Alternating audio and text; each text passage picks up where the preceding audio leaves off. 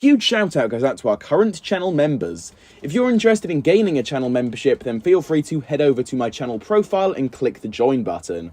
Also, we do have a Ninjago Discord server. It's a great way to communicate with myself and many others. For more details on that, click the very first link at the very top of the description of this video. So hello there everybody, and welcome back on in to the Overlord X channel today for a new video. To be specific, a video in which we're going to be discussing and also just kind of like addressing something within the Ninjago community, something pretty huge and pretty prevalent that I've been seeing over the past week or so now, maybe even a little bit longer than that to be quite honest. And this all relates to a certain Ninjago character, a Ninjago character that has been kind of like the entire mascot, like the whole summary of Ninjago overall, and also one of the oldest Ninjago characters, the first one we were properly introduced to as well. Are you guys getting any hints now? Yes, that is right, I am talking about Wu himself. Sensei Wu, Master Wu, whatever you really want to call him, we are discussing him today. As a newsflash, in case any of you guys are for some reason still unfamiliar with this, well, he isn't in Dragon's Rising, and there's been a lot of mystery surrounding his particular character, because, you know, there was that entire flashback type scene where he was in the monastery, in the library, kind of studying these scrolls, and he was very, very perturbed by the fact that he wasn't sure why the merge was happening now, like it was too soon, the body was unprepared, and he was essentially telling Lloyd that he would be taking his place.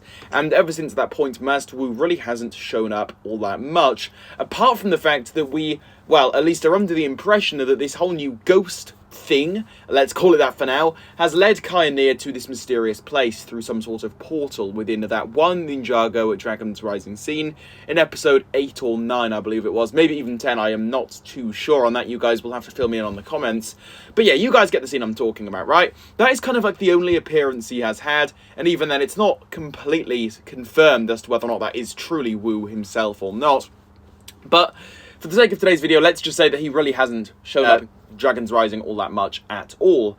Well, as a result of that, I'm going to essentially just get onto the main point of today's video, and to fill you guys in on this entire thing, a lot of people in the Ninjago community, like seriously, I have seen this a lot, seem to be once again kind of worried and also under the impression that Master Wu seems to be dead or something, and that he will literally just not be coming back, and people basically, right, are just worried that there is a chance that he will never be returning again within the entire show.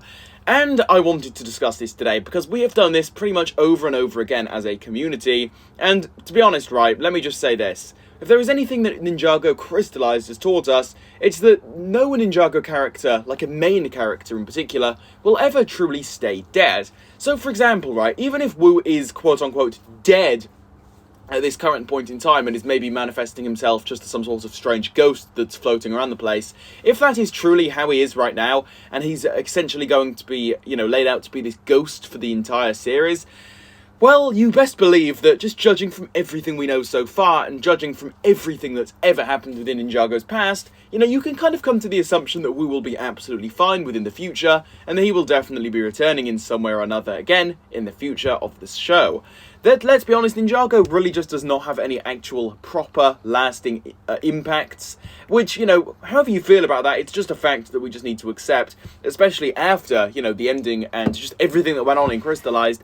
I think we need to come to that conclusion as a community and just accept the fact that, all things considered, Wu is probably going to be fine, especially considering the fact that he is like one of the main characters throughout the show. It's like giving Lloyd a full-on death. It just isn't going to happen. And so I think people definitely do need to kind of just chill out and remember what show it is we're really watching here.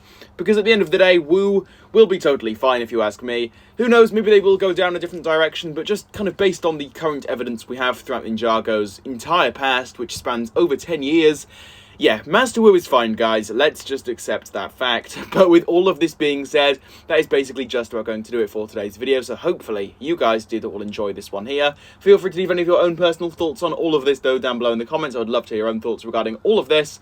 As usual, though, if you did enjoy today's video, please do leave a like on it. Subscribe to the Overlord X YouTube channel for more. And hit the notification bell so that you behind the screen there, you see that I'm looking right at you. You can keep up to date on all things Ninjago right here on the channel. And with all of this being said, I will catch you all very soon for a new one. Well, goodbye everybody. See you all very soon.